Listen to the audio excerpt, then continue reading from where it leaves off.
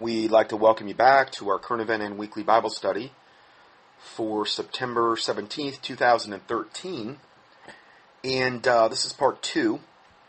We're going to kind of shift gears here, and the rest of it is going to be, I don't know if you'd call it like I'd started the health corner, really some end time type plague warning stuff. Really a lot of alarming information in that area that I'm seeing build and build and build. And I'm going to get into some information that I've never gotten into before. Some of it breaking, some of it's been happening over the last few months, some of it's been happening over the last few years to even decades, which is kind of the stuff we're talking about up front here with antibiotic-resistant bacteria. So, the first report is CDC, drug-resistant superbugs, urgent threat. Antibiotic-resistant gonorrhea, which is a diarrhea-causing superbug and a class of fast-growing killer bacteria dubbed as a nightmare, were classified as urgent public health threats in the United States on Monday. And this is just one of the many antibiotic-resistant strains out there. According to the new report by the U.S. Centers for Disease and Control and Prevention, or the CDC, at least 2 million people in the United States develop serious bacterial infections that are resistant to one or more types of antibiotics each year. And at least 23,000 die from the infections. One of the main ones recently, in the past,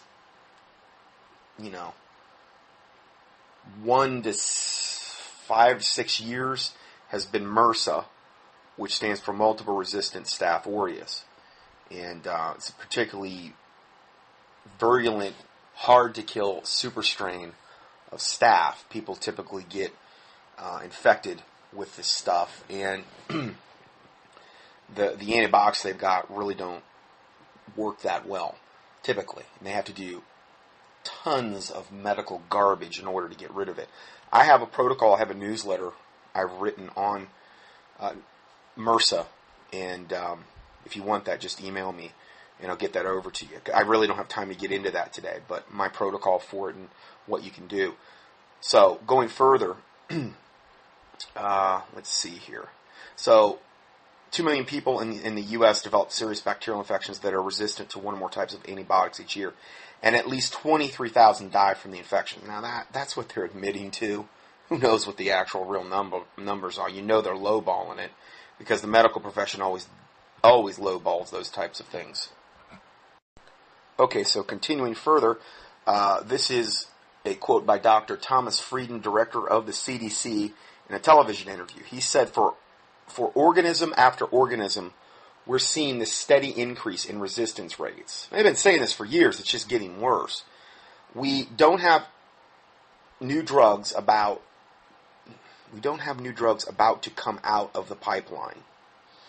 If and when we get new drugs, unless we do a better job of protecting them, we'll lose those also. Meaning using the drugs sparingly, because they know all antibiotics, these bacteria, or whatever they're trying to use to treat it, will develop resistance to them, mutate, develop a super strain, which the drug will not work on anymore. Okay, now bear with me, I'm going to talk about this more. But overprescribing of antibiotics is the chief cause of antibiotic resistance. Man, I haven't taken antibiotics in Taylor's never taken them. I haven't taken them in decades at this point. And I'll get into how I've been able to accomplish that, because my immune system was the thing that got me into alternative healthcare. Poorly functioning, low functioning immune system. I still battle it, but I know what to do now in order to increase it where I'm not, walking around vulnerable to all this stuff. Because we all have our weak links in our chain. We all do. We all have weak links spiritually. We're body, soul, and spirit. And we all have weak links in given areas that we're going to battle essentially till the day we die. Okay? So that's just something that is good to come to grips with. And then do whatever you can in whatever area to compensate for that. So, going further,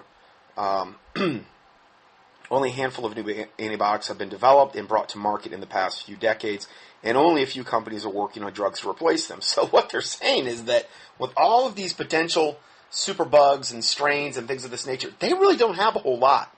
It's not like they've got some, whatever, waiting in the wings to treat us with, okay? They're admitting they don't have a whole lot more on the horizon. In addition to resistant gonorrhea and others, the other now seen as urgent threats are, according to its first-of-a-kind report released on Monday, are C. difficile and a killer class known as CRE. The report was conceived to bring together as much information as possible about drug-resistant superbugs and how to slow their spread. And again, we're going to get into that in a little bit here, more of the solutions. Next report. This is from the CDC. Again, it's kind of a reiteration of the first one, but they added some more things in here. It's about the 23,000 killed by superbugs in the U.S. And it goes on to say, this is from a Dr. Stephen Solomon, director of the CDC's Office of Antimicrobial Resistance, and he says, this is the first time that we have divided these bacteria into categories and calling some of them urgent, meaning categories where there's a certain category where the antibiotics aren't really working. Centers for Disease Control has issued a new report on antibiotic-resistant superbugs that kill Americans. This was one of the lead stories in Drudge Report today. This just came out today. They've issued a new report on antibiotic-resistant superbugs that kill Americans and cannot be cured. We are trying to sound the alarm on these bugs that we call urgent. This Dr. Solomon told NBC News. These are worse.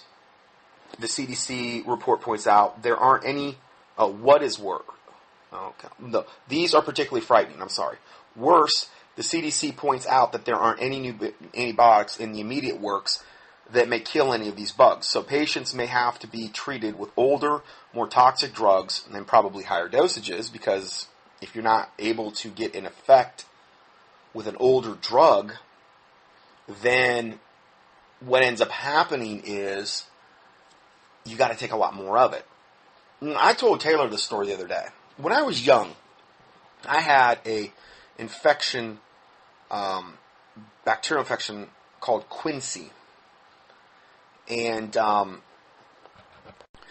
I put it on pause real quick because I'm pretty sure, and I'm reading the account of what killed George Washington, and I had heard it was quinsy, and I'm looking at the symptomatology, and it looks exactly what I had. The most unbelievable sore throat you could ever imagine. I mean, think of any sore throat you've ever had, and just, I'm not saying everybody's might not have, but on steroids. And this happened to me when I was probably 8 or 9 or 7, I don't know. It was the closest I have ever come to death up until that point in my life.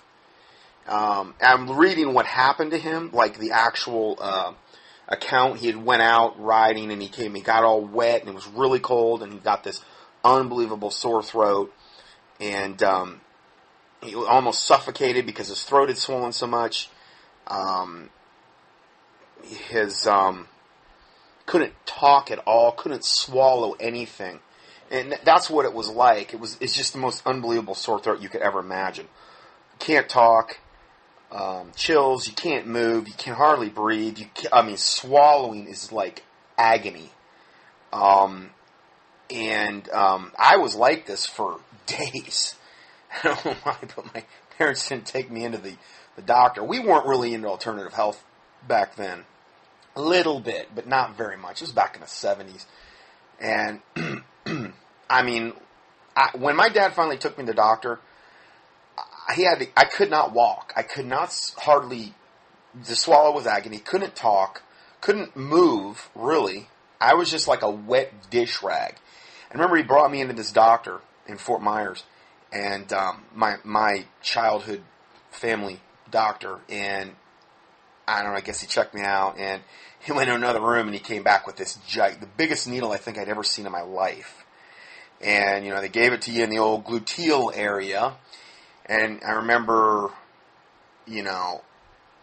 it's just a gigantic needle, and he telling me to count from like probably 10 backwards or something, and me crying because it hurt so bad. No little kid likes needles, But I had not eaten in days. I had been sweating. I could barely, I don't know when the last time I'd even got any fluids in me. I was very, very close to death. I think one more day I would have been gone. I don't think I could have made it, because you can't swallow anything, so you can't get hydrated.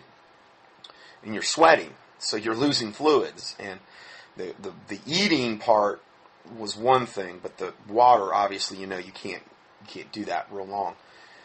And I remember us driving down 41 there, and it was probably about 5 or 6 miles till we crossed the Caloosahatchee Bridge, get over, and by the time we had crossed the Caloosahatchee Bridge, I was like transformed.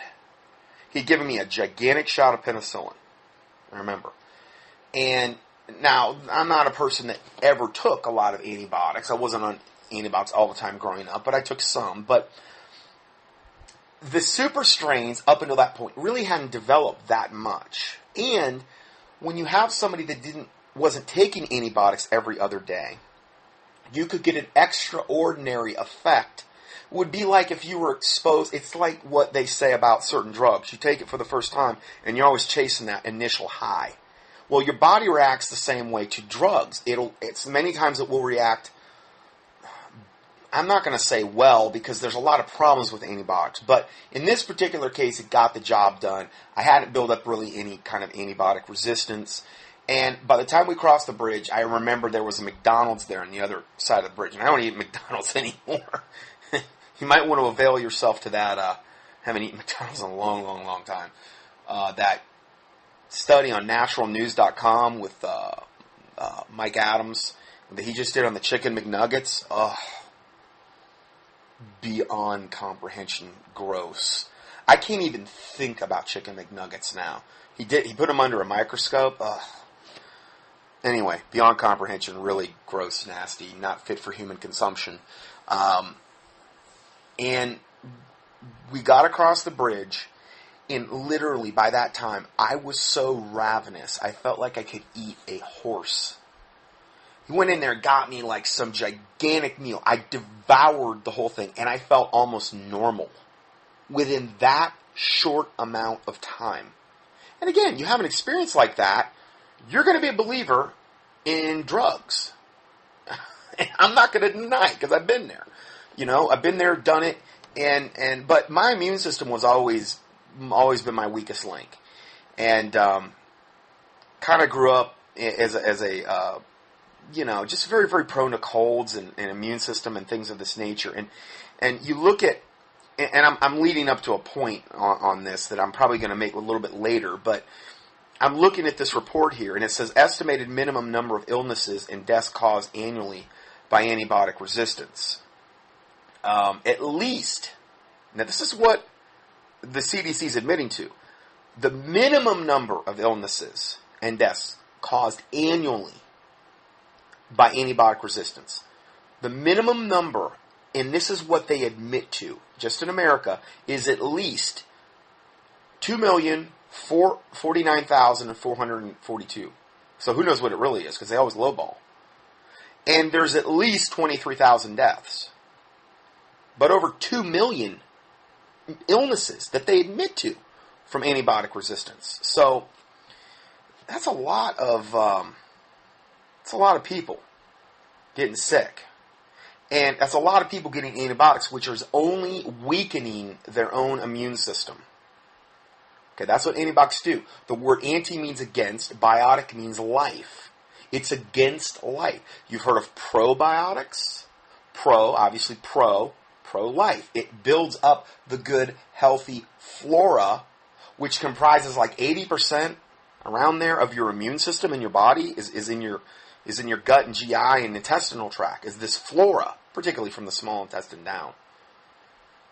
That's like 80% of your immune system. So that's another huge component to your immune system, your primary immune system. So, going further with this article, and I'm going to get into this a little bit more. It says, if we are not careful, this is from the CDC director, Tom Frieden. They're saying, quote, if we're not careful, the medicine chest will be empty when we go there to look for a life-saving antibiotic for somebody who has a deadly infection. What he means by that is, see, the days of penicillin is long gone.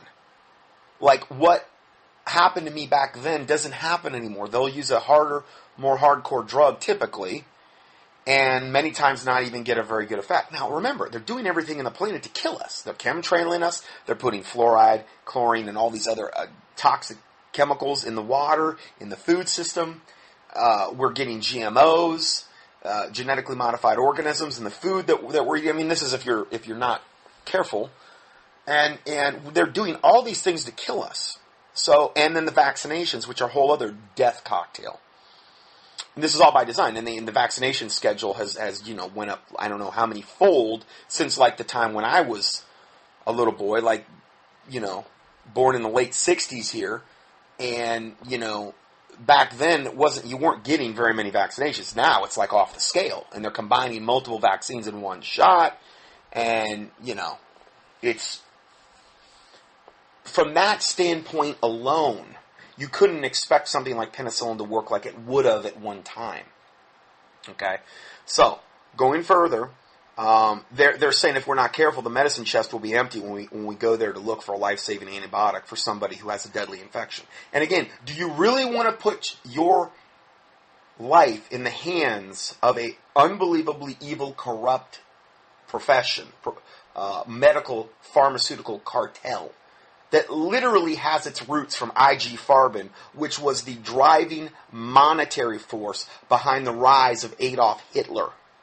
And IG Farben split into 3 different organizations essentially after World War II in order to disguise itself. And Bayer Aspirin was one of them. Bayer, the company Bayer, who is just so beyond wicked, I could do probably a 5-part study on them. And then BASF is another part that they split into, and there's one other I kind of forget. Anyway, if you want to know more about that, key in pharmaceutical or the modern roots of the medical profession. Any one of those words, you'll probably find it on contendingfortruth.com. Did a whole study on that. If you want to know more about that, pharmaceutical, which is the root word for sorcery in the Bible, pharmakia, which is where we get the root word for sorcery in the Bible. Okay, if it's from a pharmakia from the Greek, that's the Textus Receptus is translated into the King James Bible. So from that standpoint alone, that's kind of a big red flag. You just cannot drug your body into good health. Well, yeah, but you were cured from the antibiotic. Yeah, you can use things like this to save a life, but if you're constantly relying on drugs, you're going to develop antibiotic resistance. It's killing all the good flora in your intestinal tract. This is just in the case of an antibiotic. It devastates your own immune system. So what happens is, and it also, because when you kill all the flora, what ends up happening is, the flora is the main thing that competes with yeast or candida in the body. And yeast isn't just something women get for the female thing, okay? Yeast is, most people's bodies are flooded with candida colonies, and it's in the blood. I used to do live blood cell analysis. I was trained in it. The chiropractor that I work with did it. We would take a pinprick on a patient's finger. We would do dry blood cell analysis, which would show us certain things under slides, under microscopic slides, and then we'd also do live blood cell analysis, where you were literally looking at the blood alive, and almost every single patient that ever came in was just loaded with candida colonies. They have a very distinctive look under live blood cell analysis. Dark field microscopy is what it's also called. So, everybody, I know I've been prone to it, and it probably had a lot to do with not only the antibiotics I took when I was young, and again, I wasn't real super bad, but also the antibiotics in the meats. See, they feed the cows and the chickens and the cattle and these types of things massive amounts of antibiotics so they don't get sick. Because they're all about getting a cow or a chicken as big as it can get, as quick as they can get it, and they don't want to have to worry about one cow getting sick and infecting all the others. So they essentially supply their immune system with a pill because they're really not caring. And you get a lot of those antibiotics in the meats that you're eating as well, and milk and things of that nature. So that's another way we get them. Kills your flora, which is like 80% of your own immune system, around there. And that's another huge issue. Okay, so antibiotics are not good. I understand you've got to do it to save a life. Fine, do what you got to do, but you can't consistently drug your body into good health. At that point, I always tell people, if they've never done, even if they've never taken a cycle of antibiotics, you need to be on flora. Because the thing is with flora, it's putting that good bacteria back in the body. Anytime you're eating meats, I mean, the only time this wouldn't apply is if, like, you were, okay, let's think this scenario out. Organically grown meats where no antibiotics were used in the feeds. You hadn't never been on any cycle of antibiotics, and you were eating a lot of raw fermented foods, which I would love to be able to get my hands on, but in North Carolina, they're literally illegal. You can get raw cheese in the store if you know what health food stores to go to, but that's about it. And I don't think you're dealing there with a lot of something that really has a lot of the raw live bacteria, like you would raw kefir or raw sauerkraut, raw milk, and these types. One of the best things you can put in your body. I mean, top notch. Raw fermented foods in particular really are unbelievable for restoring flora balance, and that helps build your immune system and just vitality and the whole 9 yards. If you're in a state fortunate enough to have them, great. I would say you would want to try to avail yourself to them. A lot of times you can go to farmers markets, local farmers markets, and these types of things. These are things they're trying desperately to do away with, because our wonderful, benevolent government has made it illegal in state after state after state. One of the best things you can put in your body, and they're trying to just totally take away your access to it. Why? Because they want to create a weak, sickly, dependent population, and antibiotics are a main way that they've been able to accomplish this. Because here's what happens. You take an antibiotic, kills all your own healthy flora in your system. It's a concentrated dose, and it devastates your own immune system through other various mechanisms. And then, hey, guess what? Next month, you're either sick again, or you're loaded with candida, or probably both. Hey, I got to go back to the doctor and maybe this doesn't happen every month, but you get dependent on these cycles. And if you start it when you're young, then, it's a lifetime, and you're dependent on the MD. You've killed all your flora. It's a mess. Your own immune system is devastated, and you're relying on some drug for supposed health. And it's like, in a way, you literally become addicted into this system. And that's what they want. They want reoccurring revenue. They want a weak, sickly, dumbed-down population that is easy to control. And so they're telling you right here in these articles that, hey, you know what? Sorry, but we're running out of these antibiotics here. They're not working anyway. And we got some things coming out that we can't even help. So, he goes on to say, the CDC director, he says, quote, without care, and this isn't health care, but without, in other words, without taking extreme care, we will soon be in a post-antibiotic era. For some infections, we are already there, meaning they've got some infections that antibiotics don't work on. C. difficile has become a scourge of hospitals, and an infection is often made possible when patients are heavily treated with antibiotics to fight other infections. It can cause unstoppable diarrhea, and the latest treatment doesn't even involve antibiotics. Well, that's probably a step in the right direction. Of course, who knows what they're doing. Oh, but then it goes on to say, but a transplant of so-called good bacteria from healthy patients, that's how they're doing it. Well, what is that? That's flora. Essentially, it's your good bacteria that competes with the bad guys that comprises a huge part of your immune system. And so it's really important. I've talked about whole food vitamin C. I've talked about vitamin D3, the role it plays in immune system function. It's just not one thing that does it. Calcium plays a role in immune system function. It's what actually fuels the white blood cells. White blood cells are primary part of your immune system, and it's what actually gives the white blood cell fuel to propel themselves to wherever the infection is. Zinc plays an important part. There's certain glandulars that are really good, like thymus glandulars are good. There's a myriad of things that are good for immune function. These are some of the major ones. Now, what we're talking about here is providing you primary immune system support. Primary. I'm going to talk about secondary in a little bit.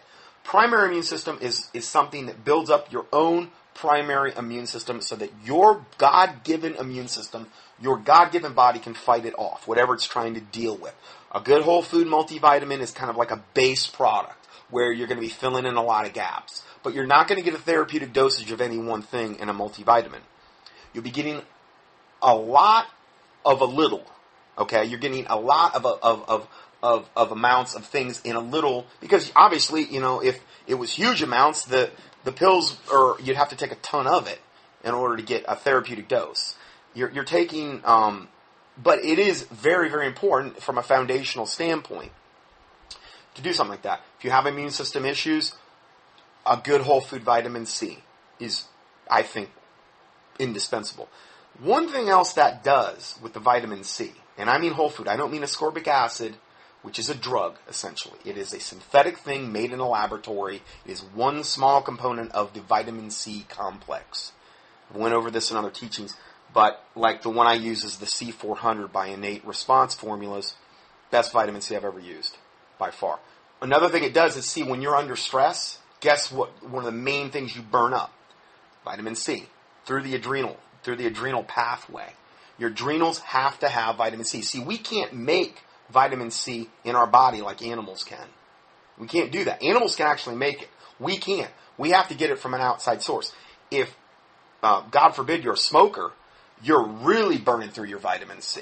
And vitamin C is also an antioxidant, and smoking creates a lot of free radicals.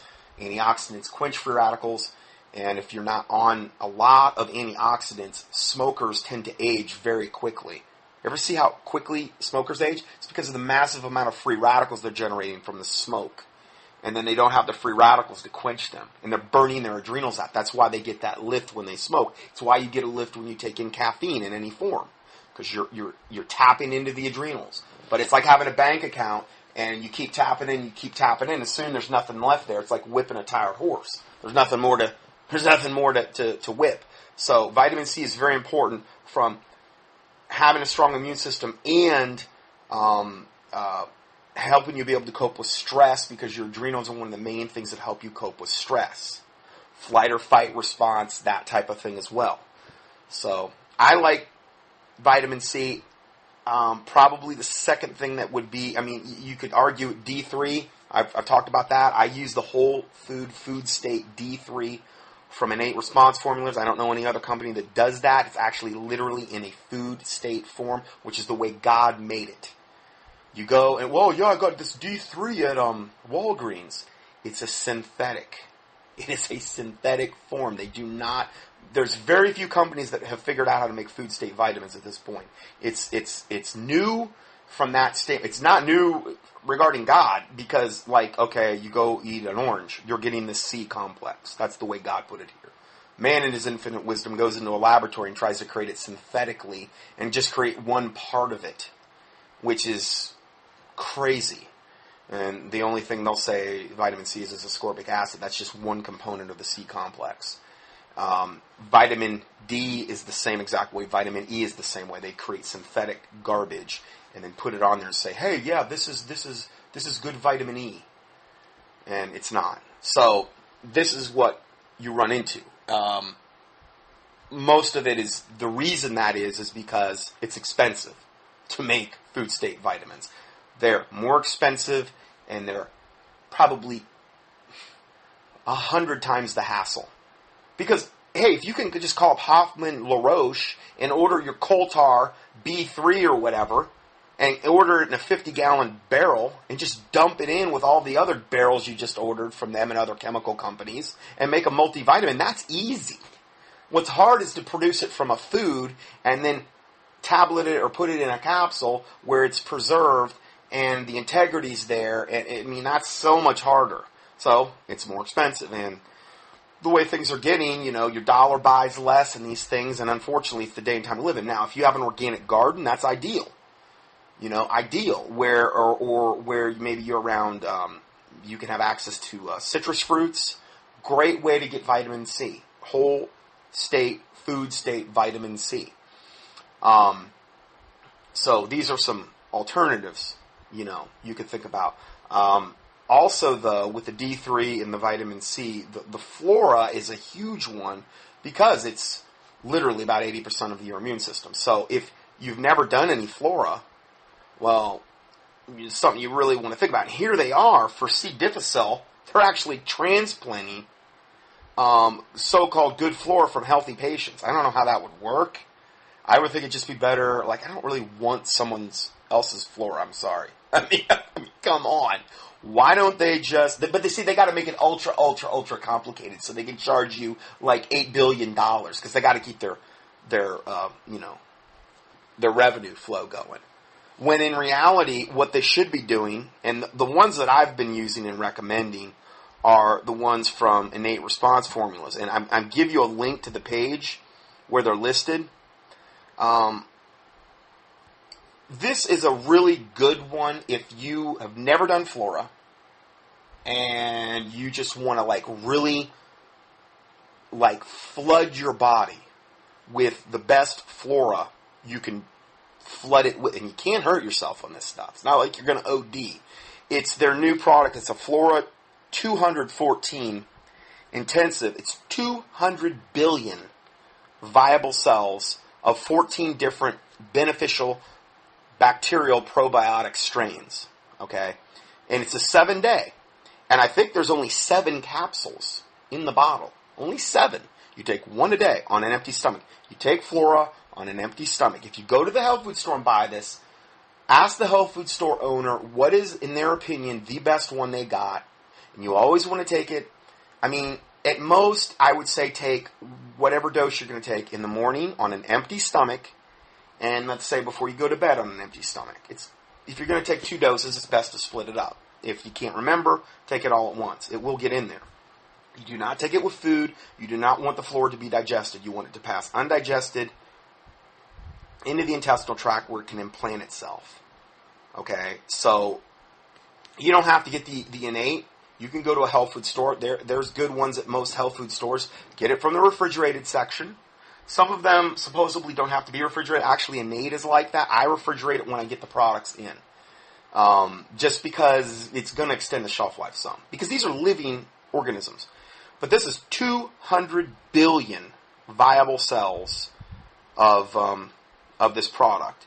And then the other one that I tend to use is the Flora 2014, which is more of a everyday, you take it, once your flora is, and again, you could still take it and not have to do the 7-day intensive. But if you've had a lot of immune system issues, if you've had a lot of candida issues, you really want to jumpstart it, probably going with the 214 for the 7-day and then transitioning over to the Flora 2014 or whatever product. You could, and now what you could do is just take a lot of whatever you're going to take from the refrigerated section at a health food store. You could take a lot of that at once. Go through a bottle relatively quickly, and then for your next bottle, maybe go to a 1 a day. Because you have to understand, it's like a gas tank.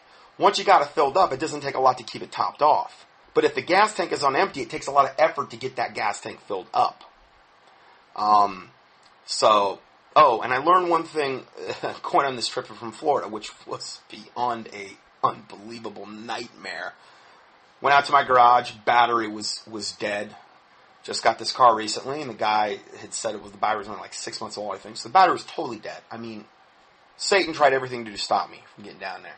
Then I looked over before I was getting ready to leave, and the back tire, the tires were almost relatively new, back tire was 15 pounds of pressure. I could tell it was real low. I knew there had to be a screw in it, but I didn't have time. I had to get out of there. Put a can of Fix-A-Flat in it, pumped it up, it held. Go down there. I get down there, and I drove all night. And I get down there, I left at 8, and I got down to the middle of the state of Florida at I don't even know, it was 3 or 4 in the morning.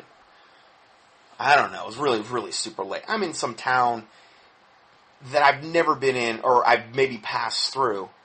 So I finally have to stop to get gas.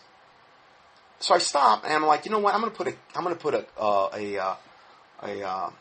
tank of super unleaded in here, just because I'm on the road. I want to make sure the car. I like to do that every once in a while. Put this tank, $60 worth, super unleaded, in the car. Get in, drive away. I don't make it more than 150 yards down the road. Car dies. And I'm kind of freaking out because I'm like, wow, this is fun. This is fun. Pull into the subway. It's still pitch black dark. I can get the car running, but I can't keep it running. And finally had to call my insurance. I had roadside assistance. Tow truck driver comes. At the meantime, I'm praying. I'm praising the Lord. I found that was one thing I think I really needed to do, because I was waiting. Tow truck driver gets there, takes me to this place. It was a real hole in the wall where they took me. I thought, oh man. And long story short, I was able to accomplish what I needed to accomplish with my friend, but my car's getting worked on at this place, and I'm thinking these guys are going to take me to the cleaner. But I'm like, okay, I'm kind of hostage. I really don't have a lot of options here. I'm like way far away from home. I'm like kind of dead in the water here. And they go through and they're like, yeah, it's the tow truck driver said, sounded like your fuel pump. But when they pumped the gasoline out of my tank, and I said all that to say this, the tank, he showed me. It was in a plastic bucket. I had about 16 gallons of gas in there because I topped it off. And I would say the bottom 1/8 was a dark, very, very dark green substance. It was algae that had literally grown in that tank. And and then there was fuel. I would say 2/3 of it was fuel. And then the bottom, the top 1/8, I would say, was water. So there was massive amounts of water and algae in the tank. He took it out and put it in a jar and showed me, and it looked like a science project gone wrong. And no wonder, it just killed my fuel pump. I mean, instantly. And you ever go to these stations that don't maybe get a ton of business, don't get super unleaded. I wouldn't probably advise you to stop there, period. Go to stations where they're having a lot of volume. I think that, and a name brand station that has a lot of volume, because evidently this gas had been in there a long time. Nobody had gotten this one. And it was ironic because I pulled up to one pump, and the lady's like, oh, we've been having a problem with that pump. I'm going to move you back to the one right behind you. So I wouldn't even have been at this pump. And had I got regular, it wouldn't have happened. But I said in the long run, the Lord worked it out that way. I could see when it was all said and done, because we were able to accomplish what I was trying to help my friend with. In this small town, it actually worked out much better. So what the devil intended for evil, the Lord used for good. And so the Lord worked it out. The devil had a plan, but the Lord worked it out so where it was actually much more beneficial. And I didn't have to drive as far, which was nice, but I felt bad. My friend had to come a long way to meet me. And so I ended up going back in there, and they showed me all this stuff. And the place that I went to, I had been on the phone with them with their corporate office, and they actually paid for the whole repair. Now, I hope there's no other repercussions. I don't know. But they paid for the whole repair. They literally gave me a credit card over the phone, and they're sending me a $60 check to reimburse me for the gas. I didn't ask for nothing else. I'm not Mr. Sue guy. I'm not Mr. Yes, but what about my pain and suffering? I was just thanking the Lord Jesus Christ that I got out of there in one piece. I'm serious, man. I thought that I was just waiting for like the black-eyed beans, werewolves, Satan himself to show up. Now, I would have been okay fighting that, but it was all this stuff that was going on that was just totally hindering my passage there. And it was almost to the point of being comical. It's like, what's going to happen next? Then I get back, I start on my way back, and I got out of Florida because I really just wanted to get out of the state of Florida at that point. And I'll tell you something else that I saw when I was down there. I never saw so much military transporting things. More military movement of like armored Humvees and these big, gigantic, I don't even know what they were. 3 or 4 of these huge military type things. I don't know. It looks like it could hold a missile or something on them. I just saw that over and over and over again. I got a very bad Big Brother walls closing in type of feeling when I was down there. I mean, I hadn't been down there since we left. Literally in over 3 years ago. And the stifling heat was nice too. Forgot about that heat. Not forgot about it, but it's a big reason that I wanted to move up here. But I'll tell you, if you've never experienced that subtropical type of heat that Florida has to offer during August, September, it's something special. I mean, you could literally fry an egg on the ground. It was unbelievable. Anyway, the mechanic told me to run a can of that Seafoam. It's called Seafoam. You can get it at most auto parts stores. It's expensive, but he said I'd run a couple cans of this through just to make sure there's any water. And I say this stuff because you never know. This might really help somebody, this information I'm giving out. Maybe in the long run, maybe you remember some of this, or maybe if this happens to you, if you ever pull out of a place and your car dies, don't try to keep it running. Because I was trying to get it running. I was like in panic mode, kind of, because I'm like, middle of the night, I'm in a town I don't know anybody around here. And I could have done more damage to the engine by doing that. And so if you ever get really, really, really bad gas like I did, and that car dies in close proximity to the gas station, you get it somewhere, don't try to start it. Call the, if you're AAA or if you have your whatever, call them, get that going, because it's not worth it to try to keep that thing going. You might do more damage. Get it into a mechanic. If you don't wait on this, he said, if I would have waited on this, he said the water and everything in the fuel lines could have actually started rusting things internally, and I could have literally ruined my whole engine. So on the way back, get out of there, stay at Georgia hotel for a night, come back, and I'm getting back on an interstate. I actually made a wrong turn because my GPS was. There's a section of road up here in North Carolina. It's like GPSs don't recognize it. Anyway, GPS kind of took me off course. I was getting up, and all of a sudden the car was not. It was like I couldn't get it to accelerate. Turns out I had a flat tire in the front. Finally kicked in, got the car moving, but I didn't even know I had a flat tire. I thought surely nothing else is going to go wrong. So I had a flat tire in the back when I started, dead battery, flat tire in the front. And by the next day, when I tried to drive it, the tire was so flat, it sounded like, the world was going to come to an end when I tried to drive it. So somebody pointed it out to me. I'm like, oh my word. I mean, I should have known. So I went back, I patched both tires, found the screws in them, patched them both with those tire repair kits. You should always have them in your car in case you need them. Can't affix a flat, if not 2, and then have a way to pump up your tires. One of those little, like I have one of them. I know the name brand Slime, but it works. One of these compressors that can pump your tires up, plug it into your cigarette lighter, and it'll pump your tires up. And what you can do is, even if you're a woman, you put a can of Fix-A-Flat in there, get the tires pumped up, start to drive it. Most likely the Fix-A-Flat will seal it, at least until the time when you can get it patched. If you can't patch it right then, you can have somebody patch it later, and that's not a big repair fix.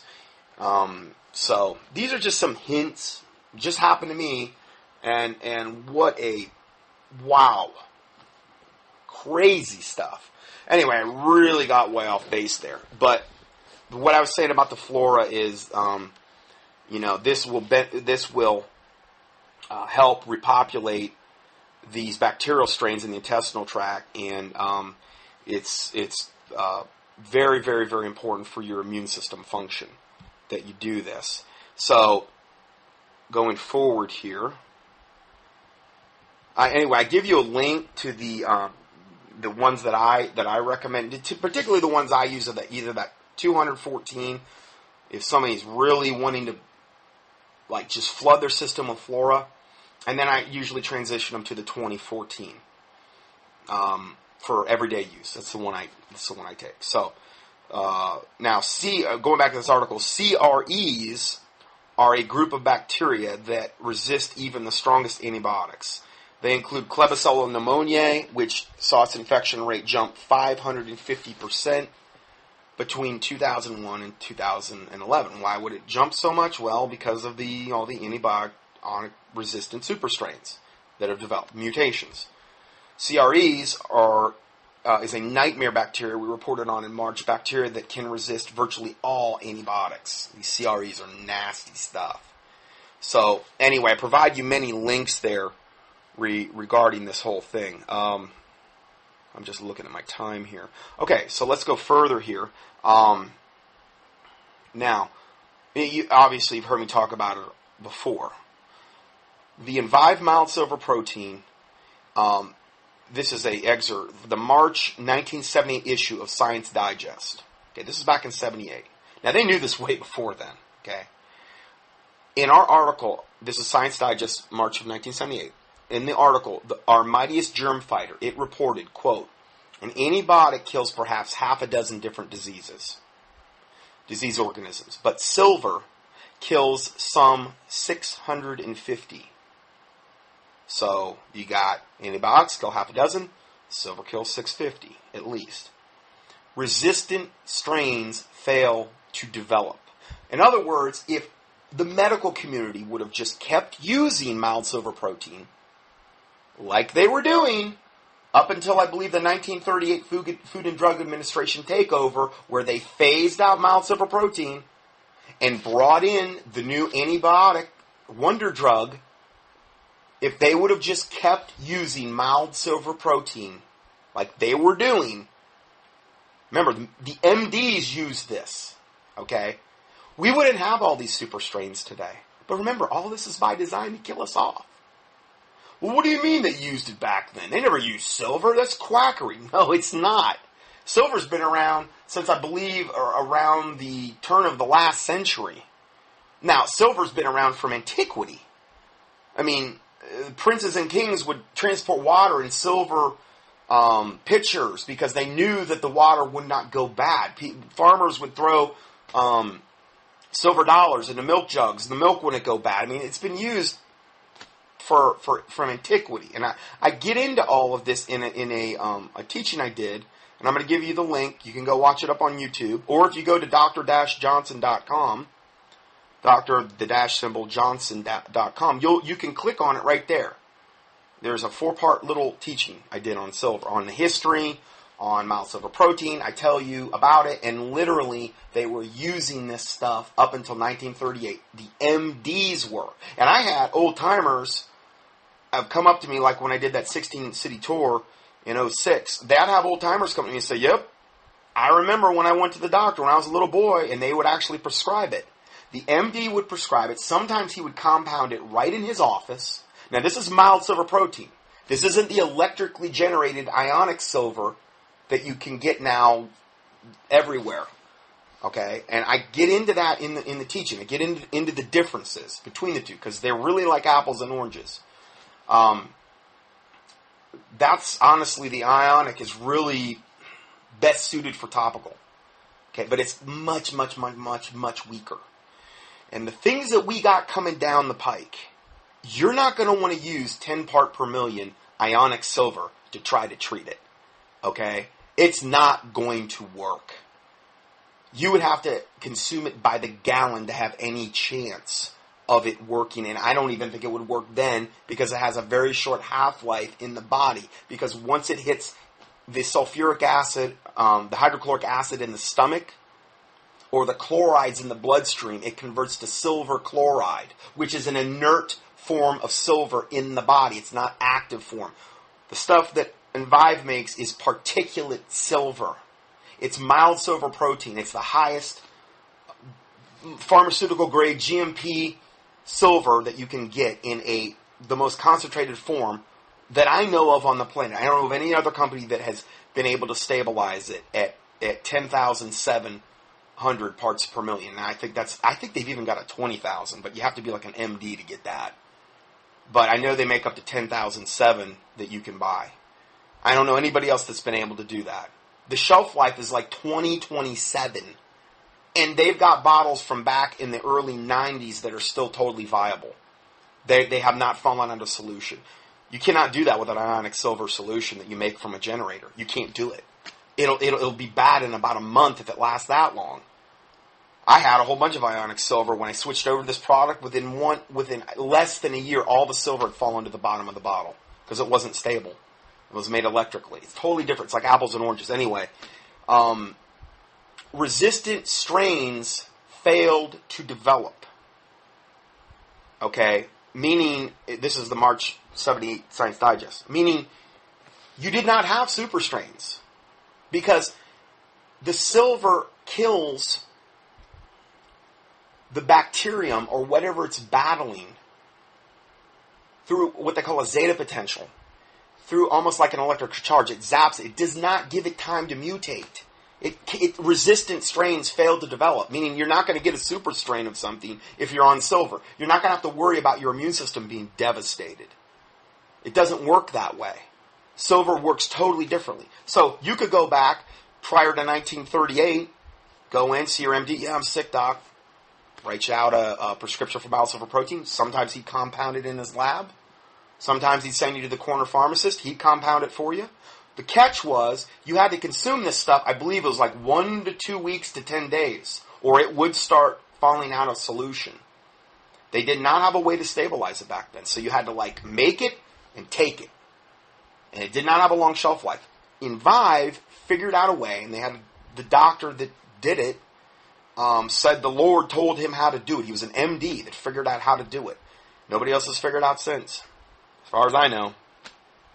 That's why it has a shelf life of up to 2027 right now. So anyway, if you want to know more about that, there's a link here I give you, or www.dr-johnson.com. Also, UCLA Medical Center reported colloidal silver killed every virus that was tested in the lab. So it killed the viruses, the bacteria, everything. I am still running my silver special. As long as my inventory holds out. But I don't know how long that will be, and if that's the case, what I will do is if you email me and I say, I'm really sorry, I'm out of the silver special, I basically give you $5 off per bottle of 5,000 in free shipping in the United States. I don't ship overseas. But if you go to my website, the website that Envive actually put up for me, that I just gave, they ship all over the world. So, worst case scenario, you'd order off the Dr. Johnson website, and they ship all over the world, and you'll pay retail, and you'll have to pay shipping. But that's worst case scenario. So, let's go further here. Now, this is going to segue us into the next part of the study, which is some really, really heavy-duty stuff here.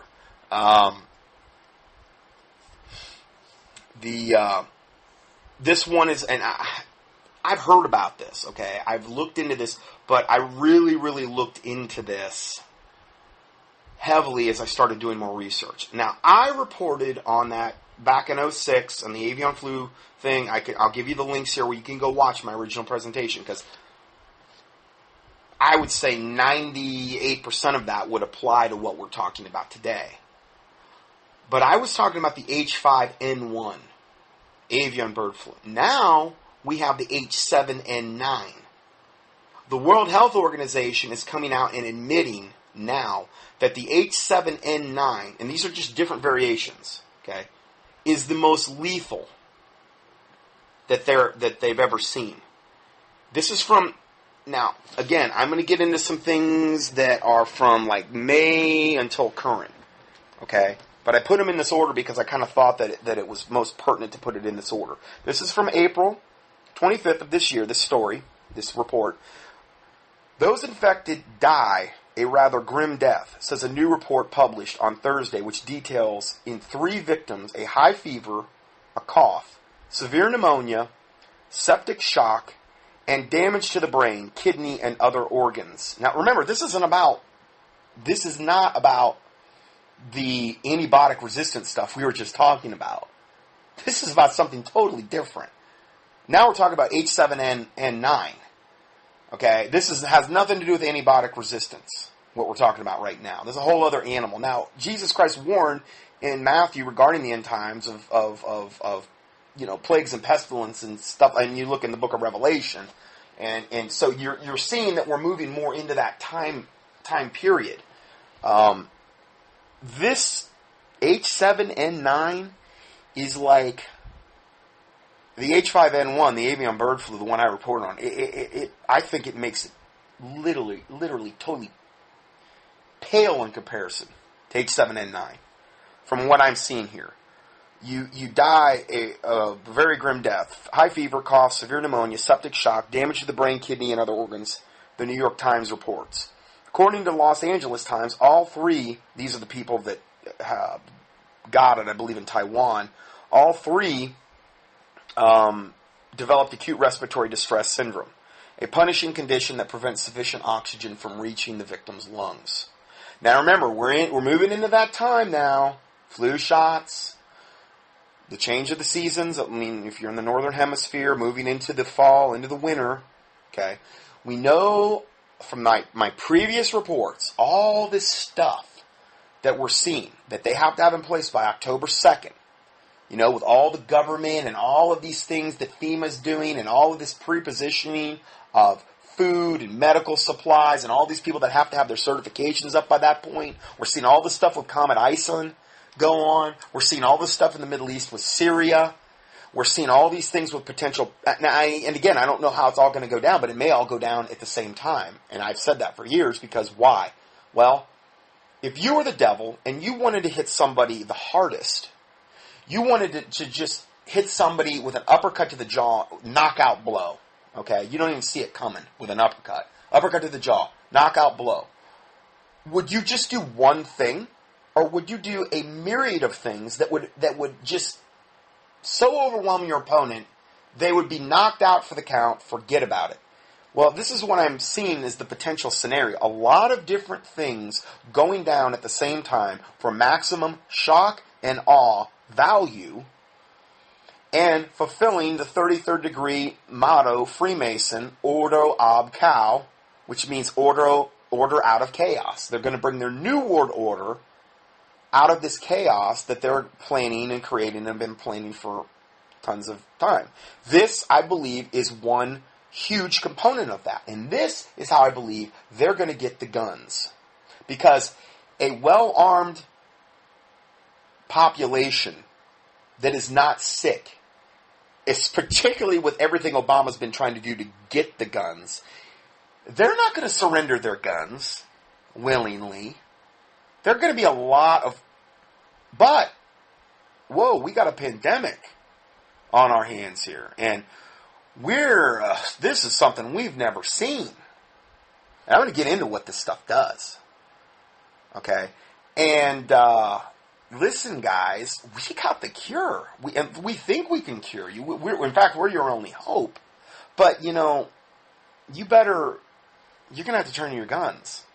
Because we've got martial law now, and we've got plagues and pestilences. We might have war in the Middle East. We might have false flag nukes going off on our soil. We might have had an EMP attack. I don't know what this Comet Iceland is going to bring. And then all these other scenarios that could happen. And that's how they're going to get the guns. They're not going to, I don't believe they're just going to start beating on doors. That would be really stupid unless they really wanted a bloodbath on both sides of the thing. This, to me, and I've said this for years, would always be the most logical way to go after the guns. You put people in a maximum desperation mode, and a lot of people will give up their guns. A lot of people sell their souls in order to survive. Okay, it's the human instinct in nature. Survival mechanism kicks in. So I'm not judging anybody. I'm just saying, obviously if you're a Christian, never deny Jesus Christ. Never take the mark of the beast. Never, you don't ever want to do any of that. They that overcometh, the same shall be saved. We need to be overcomers through Jesus Christ. I've done a whole teaching on overcoming that you can key in overcoming in the keyword search box at contendingfortruth.com. Okay, so I'm going back to this article now. Now, according to Los Angeles Times, all 3 developed acute respiratory distress syndrome. Now, more people have gotten this than 3. And you could say, well, there's 3 people. Come on, give me a break. Bear with me on this one. Okay? Because this is some alarming information I've received here. And it's straight from the government, what I'm going to be covering. So, a punishing condition that prevents sufficient oxygen from reaching the victim's lungs. Even after receiving antiviral medications, 2 of those infected died in a week, and the 3rd after 13 days. So they all died. In this particular case. Every one of them. 3 people, got it, that they admitted to. They all died. And there's a link to that. The above Taiwan Department of Health translation describes the first confirmed H7N9 bird flu case in Taiwan. The patient developed symptoms 3 days after returning to his, I believe, where he was born. I don't know. I'm going to try to attempt the name on this. I butcher enough words. So, the case is the first outside of mainland China, and it is, in other words, has been in China, and the second example of H7N9 in a case who traveled from the Shanghai area. All of this is linked if you want to know more. Now, then there's another report that says China confirms 108 H7N9 cases. They're admitting to 22 deaths. Okay, so in that case, you're looking at around a 20% kill rate, whereas in Taiwan, all 3 died. Now, again, whether that kill rate in this particular thing is accurate, a lot of times you can't rely on the government to get accurate kill rates. Now, I'm going to go ahead and play this video here regarding this, and I'm going to be playing this actually a series of videos that we're going to be getting into here. And as the bird flu now spreads out of China, the World Health Organization has issued a new assessment of the H7N9 virus, saying it's one of the most lethal flu viruses. An international team of experts from the World Health Organization has been in China this week investigating the cases of H7N9 bird flu.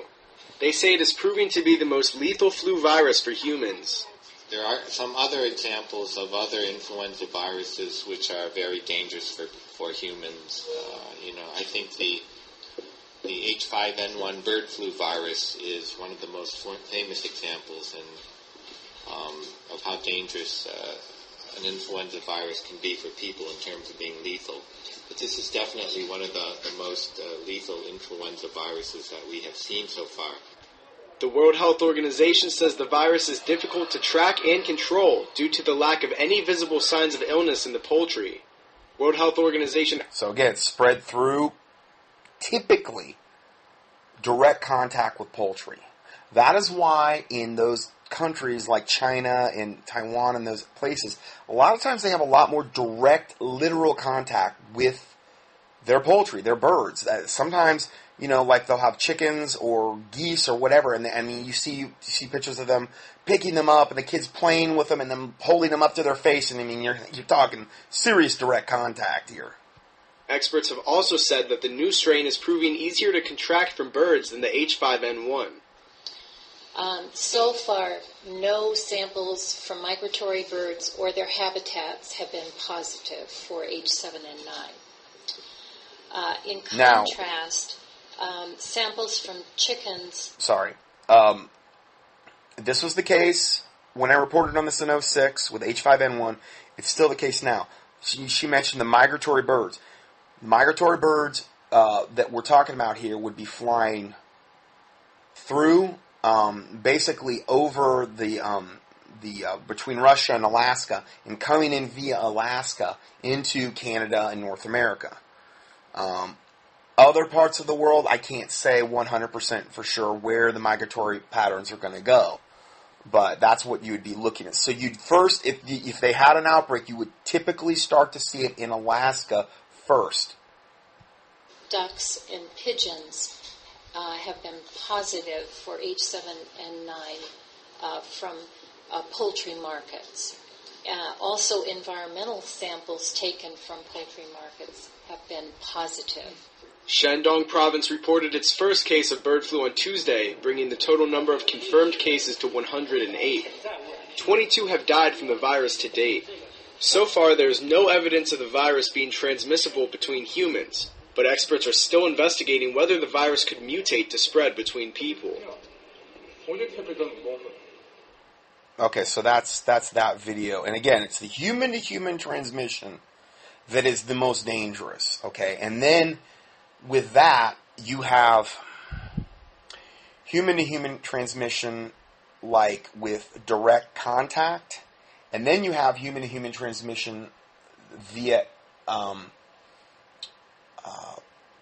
like if you were to cough and it were to get into the air and then that person breathes it. And you look at that show, Outbreak, with I think Dustin Hoffman in it, is a model for that. And that shows when it finally mutated into that last form in that movie theater scene where the guy coughs and then it shows this thing going up into the air and then it comes down and then it shows it going into another person's mouth, like breathing their air that was coughed. And then that was when the outbreak really went gonzo. And it just went spread like wildfire, because then it was human to human via the air, via, respiratory. And that was the turning point. That was when in the movie it had mutated into not only just human to human direct contact, but human to human respiratory, where it could be spread that way. And that's the big thing that you don't want to see happen when it gets to that point. So now let's go further. Now that was from April 25th. Now I'm going to flash forward to just the other day, 4 days ago, September 13th, 2013. And this report is entitled Pacific Rim. The CDC readies multiple medical stations and emergency stockpile supply deliveries. The story and video is brought to us by this particular blogger. I give you a link to there. And it shares with us a unusual urgent activity unfolding in the Pacific Rim as the CDC is preparing for something big in multiple locations. Now remember, the Pacific Rim is, and particularly the islands they're talking about, is way, way, way, way, way closer to China and to the Orient, obviously, than we are. So now all of a sudden the CDC is preparing all this stuff, something very, very big, prepositioning of supplies in multiple locations on these Pacific Rim islands. Does this have anything to do with the H7N9 pandemic, or I would say coming pandemic, or potential coming pandemic? Again, because these are things we can pray about. And this is why I did that tour back in 2006. I really believed if enough people were praying about this H5N1, it could be averted. And hopefully what I did contributed in some small way to that. I don't want to take credit. I'll give the Lord Jesus Christ the credit. I'm just saying I really was convicted I needed to do that tour. And I'm not any less convicted about this thing that I'm seeing. And we haven't even got into all of the ways it works yet, and we will, this H7N9. So, it goes on to say, does this have anything to do with the H7N9 pandemic, or is this more preparation for mass health problems due to Fukushima? Something strange is going on with a contract scheduled to be fulfilled on October 21st, 2013. So here we have that October, again, dates coming up. The Centers for Disease Control are prepping for multiple federal medical stations and emergency strategic national stockpile supply deliveries to the U.S. Pacific Islands and Pacific Rim nations. What are they gearing up for? I mean, these are places with low populations, way off the beaten path. And all of a sudden, the CDC is prepping for multiple federal medical stations and emergency strategic national stockpile supply deliveries to them? What's going on? In short, this is above and beyond normal planning. The CDC has specified that the delivery contract is for what they term as, quote, surge tempo, meaning multiple distributed locations. Now, we're going to watch this video on this. He's going to actually get into this in detail of what we're talking about here. Unusual activity alert related to the Strategic National Stockpile and federal medical stations. The Potterblog site, September 12th, 2013. Very unusual activity. The Centers for Disease Control have a solicitation out for surge tempo deliveries of the Strategic National Stockpile push packages and for federal medical stations. anywhere in the Pacific. They're targeting specifically United States, Pacific Islands, Hawaii, Guam, American Samoa, Northern Marianas, but they're also including all Pacific Rim islands. And the definition of island, and this is also very unusual, but we'll get to that in a moment. What makes this extremely unusual, this is for surge activity, meaning that they're looking... Okay, now we're looking, the page he has up here, this is all federal stuff. I mean, these are all, this federalbizops.gov, air freight cargo transportation within the Pacific, and he's going over this whole thing, and he gives you all the website links to it as well. So you can kind of verify this is like legitimate, this is actually from the government, and he does that in video after video. To push the Strategic National Stockpile and these medical stations to multiple locations across the Pacific. They want to have this capability in place, I believe, by October 21st, 2013. Now let's have a quick look at what they say about the Strategic National Stockpile, just so what it is, and this is from a CDC site. The plan is to deliver critical medical resources to a site of a national emergency when local public health resources would likely be or have already been overwhelmed by the magnitude of the medical emergency. Examples might be resulting earthquake, pandemic flu, smallpox, terrorist events. Pre-event requests for SNS resources might include actionable intelligence indicating an impending chemical, biological, or radiological, nuclear, or large explosive attack, or overwhelming public health disaster. Analysis derived from syndromic and epidemiological surveillance, or a sentinel event such as a case of smallpox. Now, they're prepared to do this to cities in the United States already. What makes this so extremely unusual is that they're asking for surge tempo capability. Basically, what they're saying is we don't have enough aircraft and delivery capability to deliver this stuff right now to the Pacific.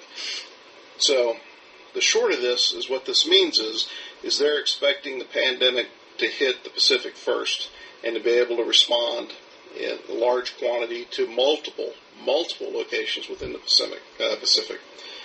Obviously. Now, if you had people that were, let's say, these are U.S.-controlled Pacific Rim islands and maybe others, you had supposedly U.S. citizens living on these islands, and let's say they were in China or Japan or wherever, and then all of a sudden an outbreak happens there. Well, you know the way they always portray, I think they did it in that show Contagion or whatever too, is that, Gwyneth Paltrow or whatever, and I hope I'm getting the movie right, but she goes over there, she's in the Orient, and it turns out, I don't know, it's like, when at the end of the show, they show you how it all ended up spreading. And some bat had eaten an apple or something. It drops the apple he was infected, this bat, drops the apple in the pig trough. Pig eats the apple. Pig gets infected.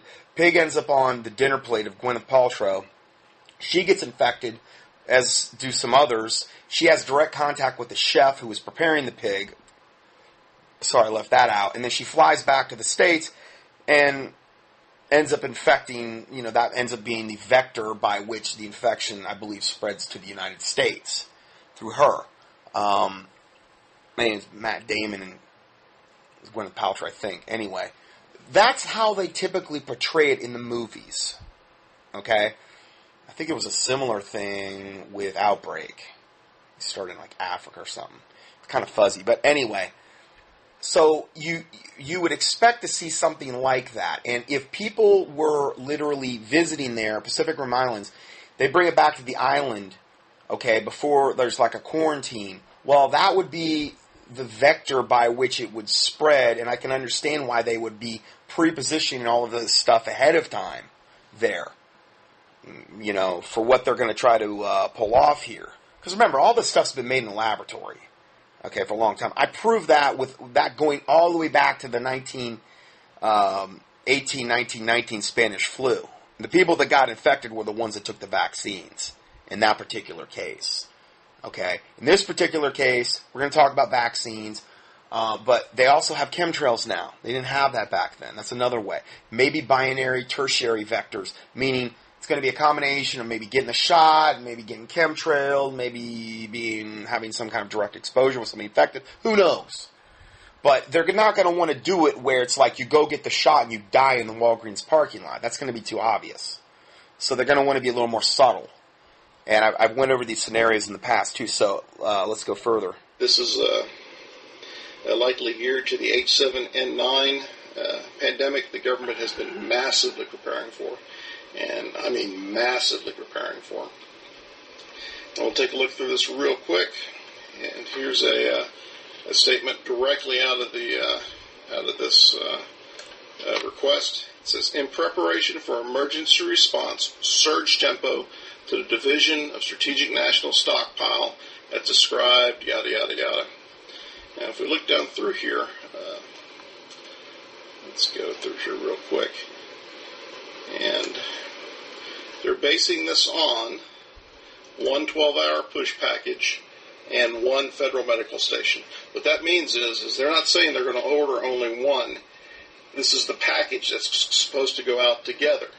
And they say, this is our package. We don't know how many of these we're going to order, but you need to price this being our widget, or one thing we're going to deliver, a 12-hour push package and a federal medical station. Now, it says rapid movement of SNN assets from Guam to American Samoa and to the Northern Mariana Islands. Basically, that means that American Samoa and Northern Marianas, their stockpile is going to be on Guam. Hawaii probably already has a large stockpile. But we'll go through some more interesting stuff here. It is very long solicitation. Suggest you read it, but if you look at the list of Pacific Rim islands they expect to support, and they're asking for 72-hour delivery to Pacific Rim islands. Now, let's get down here to it. That's a long way down. Here we go. Let me zoom this in just a little bit more. These are what they consider Pacific Rim islands. Australia, Brunei, Cambodia, Chile, China, Ecuador, El Salvador. Basically, they want to be able to deliver in any country within the Pacific Rim. But, really, will they deliver to China? It's unlikely. But basically, they express the whole region because I don't think they want to specify specifically which regions they're willing to cover and what they're not willing to cover. But it's not easy to handle supply chain logistics. That also included New Zealand and Australia, the Pacific Rim Islands they had. Russia's even in there. I mean, it's obviously any country that would have any connection with the Pacific. Some of these Pacific Rim nations. And I'll give you a prime example here. East Timor. In 1999, the Australians had to deploy to East Timor as a peacekeeping operation. They tried to do a massive deployment. And they had one huge hiccup in their supply chain system that they were completely unprepared for. And that was related to the availability and the type of tugs and tow trucks at East Timor.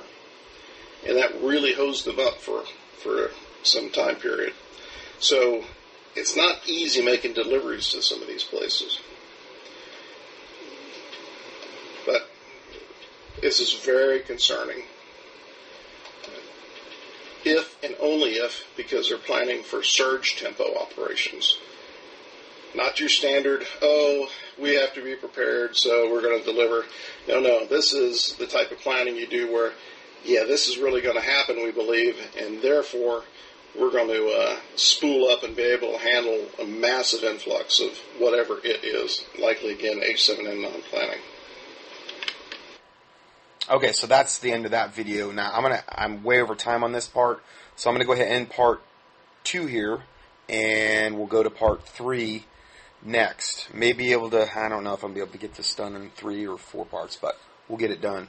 Hey, it's only 3:30 where I'm at 3:30 a.m. It's what I'm kind of used to anymore. So, God bless you, and we'll see you in part 3.